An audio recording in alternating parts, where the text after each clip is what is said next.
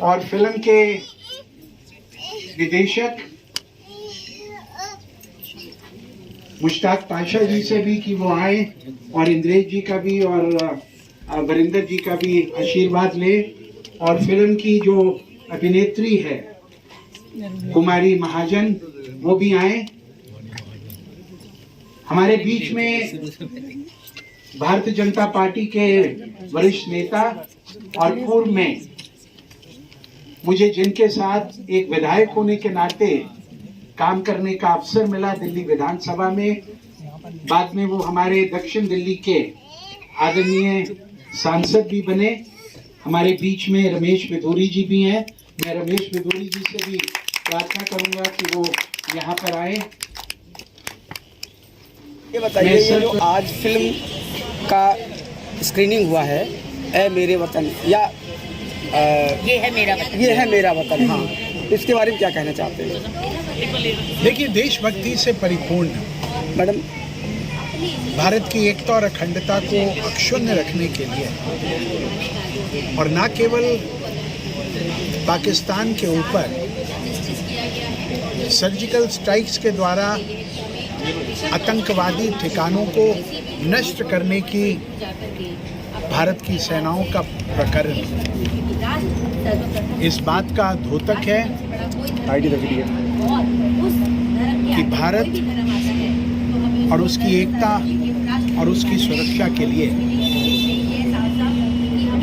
सही सोचने वाले फिदायीन भी जो पाकिस्तान के मेरा वतन फिल्म देखी स्क्रीनिंग, इधर देखना कैसा लगा आपको फिल्म? हमें बहुत अच्छा लगा। हाँ, ये हिंदू मुस्लिम को एक करने के लिए कोशिश की गई है पूरी, और ये हमें अच्छी लगी। ये पिक्चर तो सुपर हिट होने वाली है।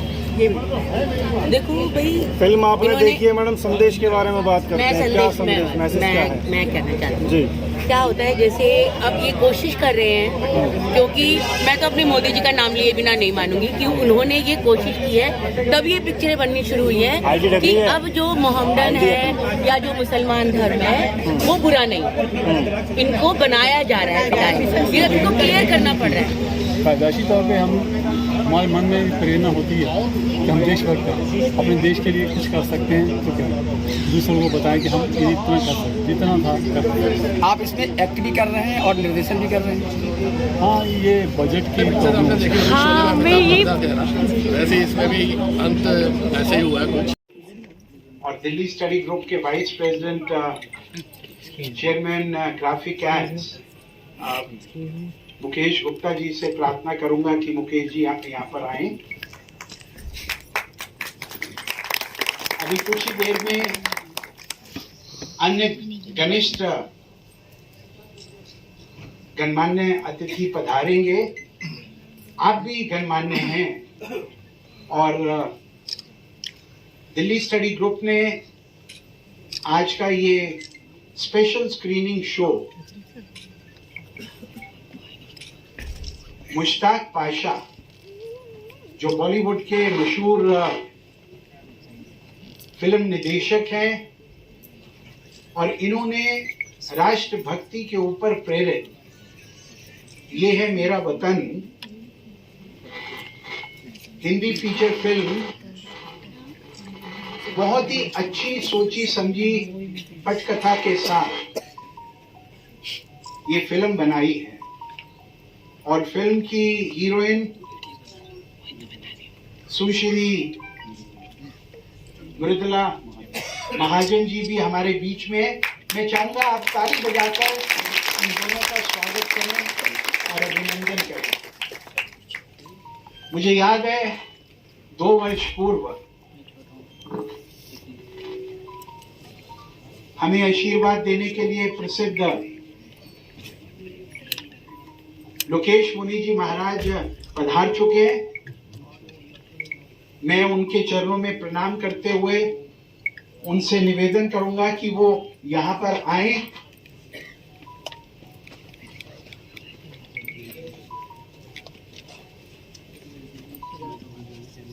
दो वर्ष पूर्व इसी सभागार में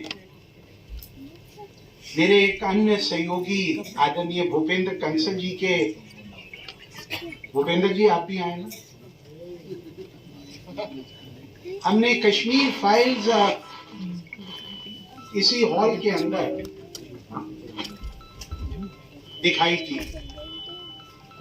और हमें खुशी है कि उसके बाद कश्मीर फाइल्स मूवी ना केवल भारत में अपितु विश्व भर में उसने खूब धूम मचाई।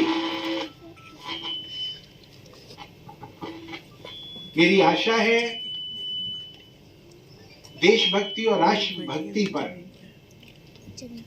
ये है मेरा वतन, जो कि अभी पाकिस्तान पर हुई सर्जिकल स्ट्राइक्स सही थी, उसको दर्शाते हुए बताते हुए मुश्ताक पाशा जी के नेतृत्व में ये मूवी बनी है। मैं आप सबसे अनुरोध करूंगा इस फिल्म को देखें भी और जितना से ज्यादा सोशल मीडिया द्वारा आप इसको प्रचारित कर सकते हैं, आगे बढ़ा सकते हैं, जरूर बढ़ाने का काम भी करें। मैं 2 शब्द बोलने के लिए आज के इस विशिष्ट अतिथि मुकेश गुप्ता जी से प्रार्थना करूंगा कि वो हमें संबोधित करें। मुकेश गुप्ता जी।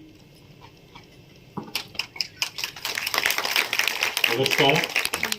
विजय जॉली जी ने सब कुछ फिल्म के बारे में बता ही दिया। अब मैं तो एक ही चीज जानता हूँ, जॉली जी जिसको हाथ लगा दें तो वो वैसे ही सोना हो जाता है।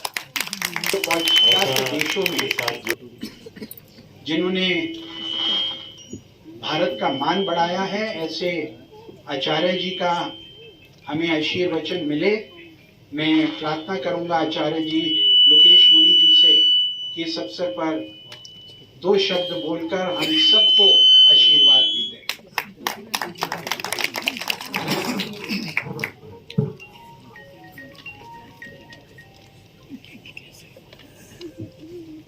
भाई डॉक्टर विजय जॉली जी, ये मेरा वतन फिल्म के निर्माता, निर्देशक, अदाकार, उपस्थित बंधु और बहनों, ये महसूस हो सकता है कि एक संत और फिल्म का भला क्या लेना है,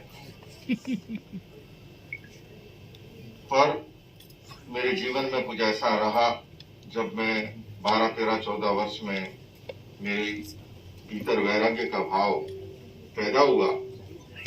तो आपको बताना चाहूंगा कि मेरे पेरेंट्स ने, मैं अपने 6 भाइयों में सबसे छोटा, 6 भाई और 2 बहनों में, उन्होंने मेरा वैराग्य उतारने के लिए,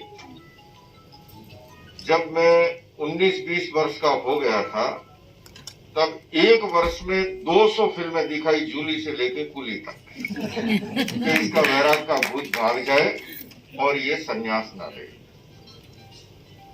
पर उस कसौटी से भी निकल करके तपस्या से मैं आपके बीच हूं और मैं यहाँ आया।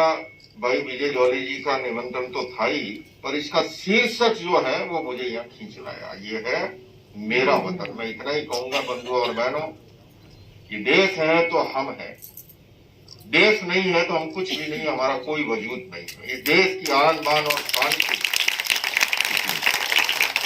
मौका दिल्ली यूनिवर्सिटी स्टूडेंट्स यूनियन के टाइम से लेकर अब तक मिला है। ऐसे हम सब के श्रद्धेय राष्ट्र स्वयंसेवक संघ के वरिष्ठ प्रचारक आदरणीय इंद्रेश कुमार जी भी यहाँ उपस्थित हैं।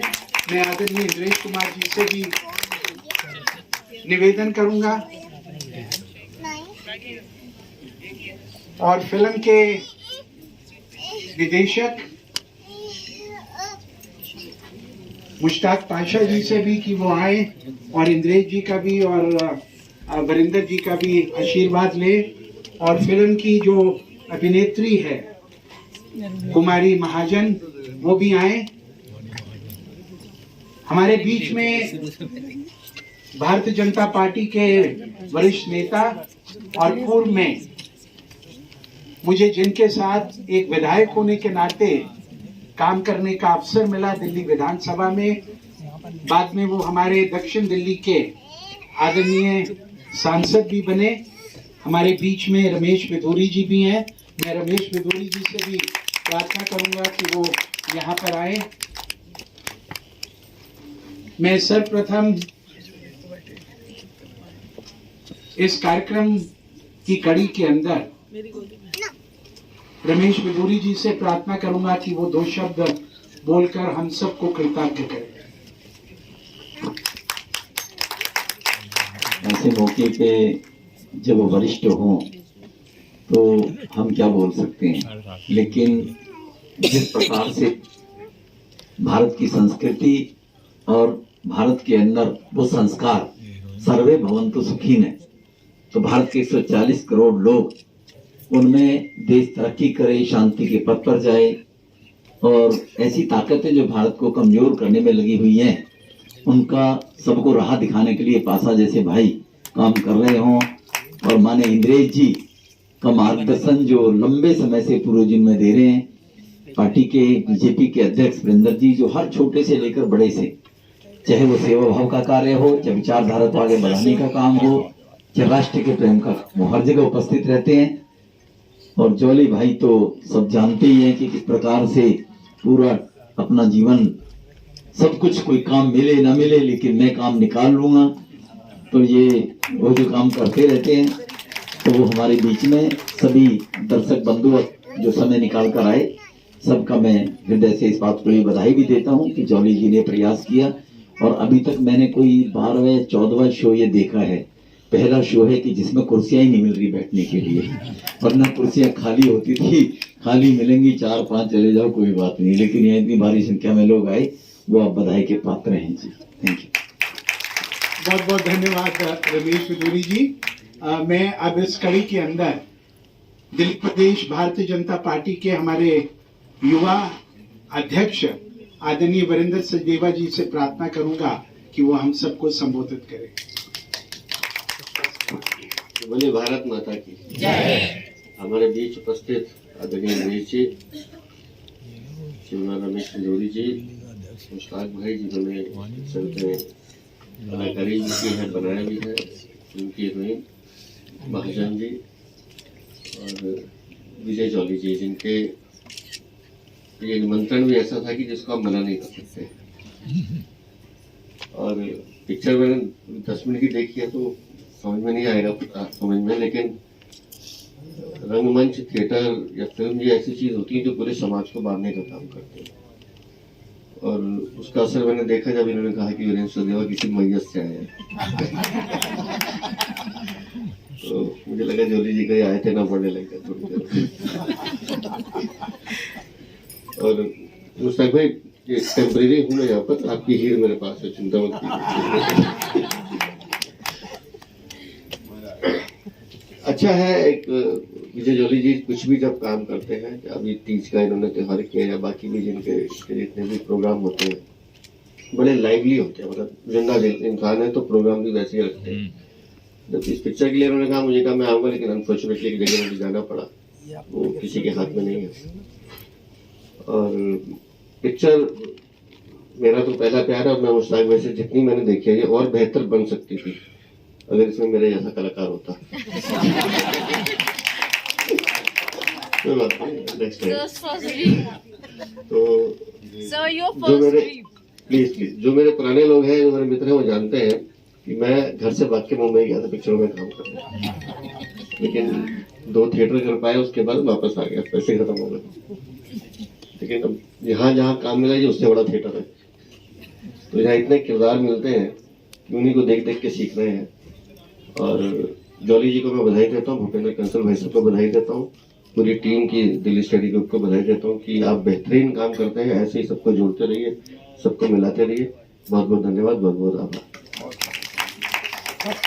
बहुत बहुत धन्यवाद सचदेवा जी। और इन्होंने ठीक कहा, ये मुंबई एक्टर, डायरेक्टर और हीरो बनने गए थे, लेकिन उसके बाद दिल्ली के मानस पटल के ऊपर इनके नेतृत्व में जिस प्रकार से दिल्ली की 7 लोकसभा सीट और दिल्ली विधानसभा में भाजपा का परचम लहराया, ताली बजाकर, ताली बजाकर, ताली बजाकर।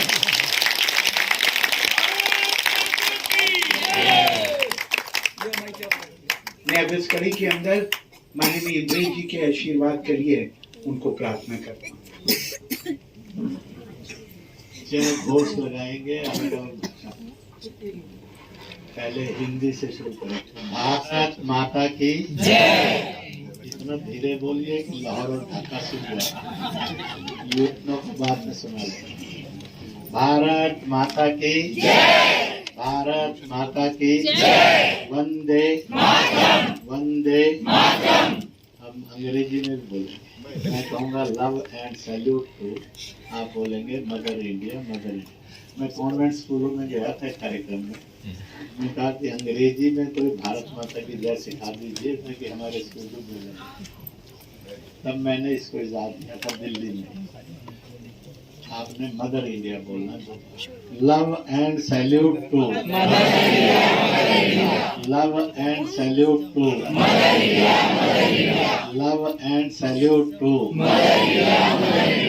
कश्मीर विषय है, आतंकवाद और आतंकी विषय है, और मुश्ताक भाई भी खड़े तो उर्दू फांसी में भी लगा लिया जाए। मैं कहूँगा मादरे वतन हिंदुस्तान, आप बोलेंगे जिंदाबाद जिंदाबाद। मादरे वतन हिंदुस्तान जिंदाबाद जिंदाबाद। मादरे वतन हिंदुस्तान जिंदाबाद जिंदाबाद। एक हिंदुस्तानी में लगा दिए जिससे अंत में आजादी मिली। मैं एक हिंद कहूँगा, आप जय हिंद। एक हिंद जय हिंद। एक हिंद जय हिंद। मैं कहूँगा आवाज दो, आप कहेंगे हम देखें। आवाज दो, आवाज दो। मैं कहूँगा हम कौन, तो कहना भारतीय भारतीय। हम कौन, भारतीय भारतीय। हम कौन, भारतीय भारतीय। सामने 3-4 लाख लाशें नौजवान युवतियों की, बहनों की और बेटियों की। अपना धर्म बचाना है, इज्जत भी बचानी है, तो क्या करना? जब हिंसक लोग, पशुमान लोग आए गए हमलावर, तो उनको एक छुरियां दे दी थी। उसको घोंपना, नहीं घोंप सको तो अपने को घोंप लेना, पर इज्जत और धर्म नहीं। ये नहीं करोगे तो जहर की पूरी कर ये खा लो। अगर ये भी हिम्मत नहीं बने तो एक दूसरे को अपने आंगन में जो कुआं बना उसमें धकेल देना, पर इज्जत नहीं देनी, धर्म नहीं देनी। ऐसी भी 3.5 लाख लाशें उस समय हिंदुस्तान ने देखी। उसी समय पाकिस्तान ने नारा लगाया था, हंस कर लिया है पाकिस्तान, लड़कर लेंगे हिंदुस्तान।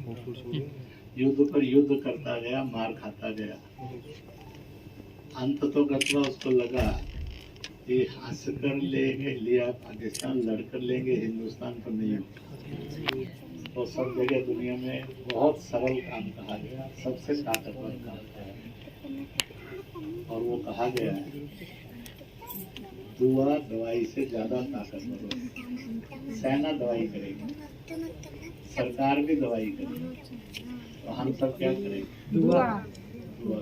बस एक ही दुआ करेंगे।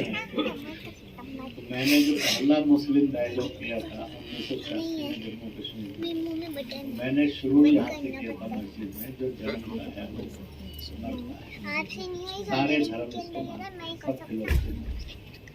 मैंने उनसे पूछा, सामने बैठे हुए मुसलमानों से, पाकिस्तान की जन्म तिथि बताया, तो सबने बुलंद आवाज में बताया 14 अगस्त 1947 अर्धरात्रि 12 बजे। मैंने कहा बांग्लादेश की बताया, उन्होंने बताया 16 दिसंबर 1971 साइकिल का समय था। आपने ये है मेरा वतन फिल्म देखी स्क्रीनिंग, कैसा लगा आपको फिल्म? हमें बहुत अच्छा लगा। हाँ, ये हिंदू मुस्लिम को एक करने के लिए कोशिश की गई है पूरी, और ये हमें अच्छी लगी। ये पिक्चर तो सुपर हिट होने वाली है। ये देखो भाई, फिल्म आपने देखी है मैडम, संदेश के बारे में बात करते हैं। क्या संदेश, मैसेज क्या है? मैं कहना चाहती हूँ, क्या होता है, जैसे अब ये कोशिश कर रहे हैं, क्योंकि मैं तो अपने मोदी जी का नाम लिए बिना नहीं मानूंगी कि उन्होंने ये कोशिश की है, तब ये पिक्चरें बननी शुरू हुई है कि अब जो मोहम्मदन है या जो मुसलमान धर्म है वो बुरा नहीं, इनको बनाया जा रहा है, फिर अब इनको क्लियर करना पड़ रहा है। जबकि पहले ऐसा नहीं था, वो ये दिखा रहे थे कि भाई हाँ हम ये कर रहे हैं, बार बार भाई वगैरह को दिखाते थे। कम से कम इस फिल्म के जरिए इन्होंने हमें ये दिखाने की कोशिश की है कि भाई वो ना पैसों के कारण बिगड़ रहे थे या पैसों के कारण ऐसा हो रहे थे, लोग इन्हें बरगला रहे थे, अब वो सुधर रहे हैं। मूवी सबसे बड़ी बात ये है, वो दिखाने की कोशिश कर रहे हैं कि जो मुसलमान धर्म है या जो पाकिस्तान है वो इन्हें बरगला रहा था, अब वो हमारे हिंदुस्तान को देखकर या करके सुधर रहा है। तो ये भी हमारी जो शिक्षा है ना, मोदी जी को देखा है ना, अब हमारे देश में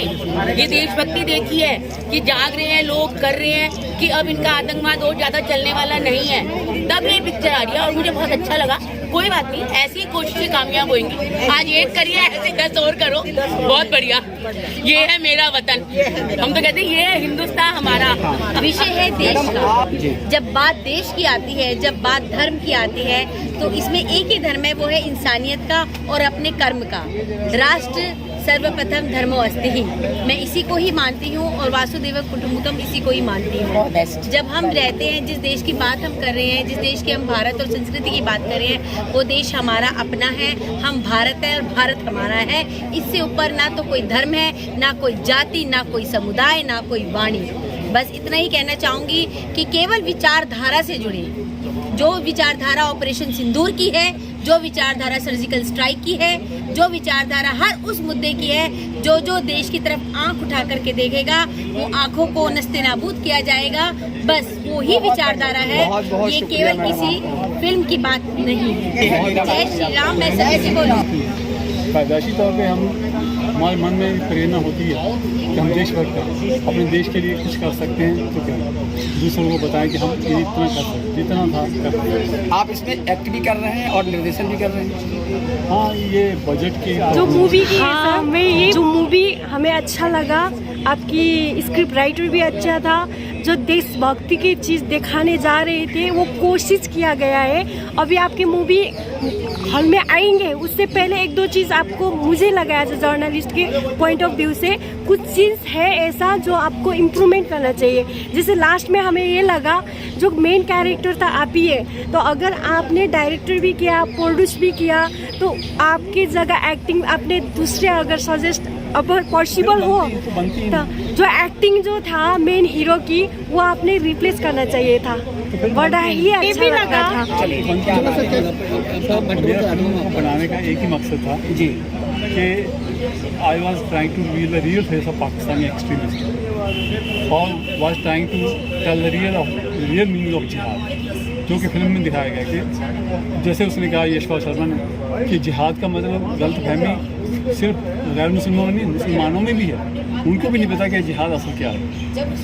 और जो आधा सच होता है ना, जो पूरे झूठ से भी खतरनाक है, वही जो मौलवी उधर बताता है उसको कि जिहाद हुजूर ने भी किया था, उन्होंने तलवार उठाई थी, लेकिन इधर आके पता चलता है उसको कि हज पे जाना फर्ज है, लेकिन उस पर लगाई रकम हलाल की होनी चाहिए, किसी के पसीने की बूंद भी नहीं होनी चाहिए। जब यशपाल शर्मा जो भी मौलवी संतो कंपेयर करता हूँ कि उसने क्या कहा था, इसने पूरा सच बताया मुझे, तो पूरी बात पता चलती है कि मेरे को बहकाया गया, तो लगा कि क्यों मैं खून बहा के जा रहा हूँ, तो वो तो खुदकुशी कर रहा हूँ, जो कि हराम है।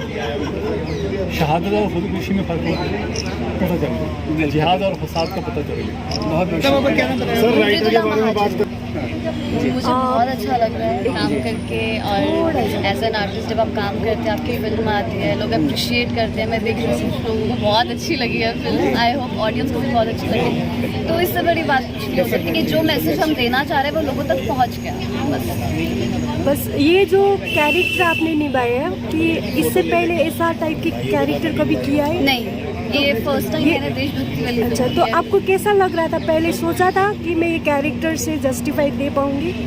बिल्कुल, जब मुझे सर ने कांटेक्ट किया था इस फिल्म के लिए, मैंने बिना सोचे समझे हाँ बोल दिया था, क्योंकि कॉन्सेप्ट ऐसा है जो आई थिंक हर किसी तक ये पहुंचना चाहिए। और मुझे लगता है कि मीडिया एक ऐसा साधन है ना जहाँ से लोग बहुत जल्दी सीखते हैं, ग्रैब करते हैं चीज़ों को। तो अगर हम अपनी फिल्म से जो बोलना चाह रहे हैं, जो मैसेज देना चाह रहे हैं, अगर वो लोगों तक पहुँच गया तो हमने सक्सेसफुल। इससे पहले कौन देखिए, देशभक्ति से परिपूर्ण मैडम भारत की एकता और अखंडता को अक्षुण्ण रखने के लिए, और न केवल पाकिस्तान के ऊपर सर्जिकल स्ट्राइक्स के द्वारा आतंकवादी ठिकानों को नष्ट करने की भारत की सेनाओं का प्रकरण इस बात का द्योतक है कि भारत और उसकी एकता और उसकी सुरक्षा के लिए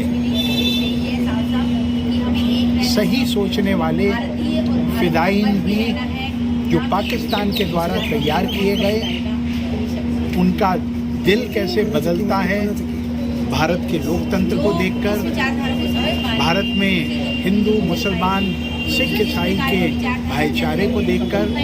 इस प्रकार की देशभक्ति से परिपूर्ण फिल्में न केवल भारत की सेनाओं का मनोबल बढ़ाती हैं, अपितु भारत के नौजवानों को देशभक्ति से ओतप्रोत भी करती हैं। और मेरी आशा है आज की स्पेशल स्क्रीनिंग के बाद 15 अगस्त जब ये फिल्म पूरे दुनिया और भारत के अंदर प्रदर्शित होगी, बहुत बड़ी संख्या में लोग आकर इस फिल्म को अवश्य देखेंगे और ये सुपरहिट जैसे कश्मीर फाइल्स हुई थी, इस प्रकार ये भी फिल्म सुपरहिट। जो मूवी में आप पहले मुस्लिम बन के बाद में हिंदू में कन्वर्ट हो गए, वो जो कैरेक्टर आपने जस्टिफाई निभाया है, मुझे लगा मूवी में मेन कैरेक्टर और मेन विलेन एंडिंग तक आप ही निभाओगे, बट ऐसा नहीं हुआ।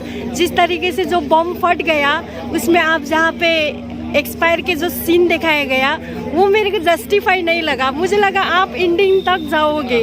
तो इसके बारे में शोले पिक्चर आपने देखी होगी, शोले में अमिताभ बच्चन थे ना, वैसे इसमें भी अंत ऐसे ही हुआ है कुछ, कई लोगों को नहीं लगा, ऐसा नहीं होना चाहिए। जैसे आपकी बहन के जो कैरेक्टर आपको पता चला, वो जो आपकी जो वो इयरिंग था, तो उसके वजह से मुझे लगा आप पॉजिटिव थॉट आपकी बहन को दोगे, तो वो हो ही नहीं पाया, कुछ मिसिंग लगा, बट मूवी अच्छा था सर। जैसे राइटर ने कहानी लिखी, वो डायरेक्टर ने हमें पढ़ाई और हमने सुनी, तो हमने उसी तरह से किरदार अपना निभाया। अब क्योंकि हम कहानी में ज़्यादा हेर फेर नहीं कर सकते हैं, एज पर कहानी जो होती है राइटर और डायरेक्टर का एक वो होता है, हम तो ऐसे किरदार अपना निभा रहे हैं, तो हमने तो ऐसा किया।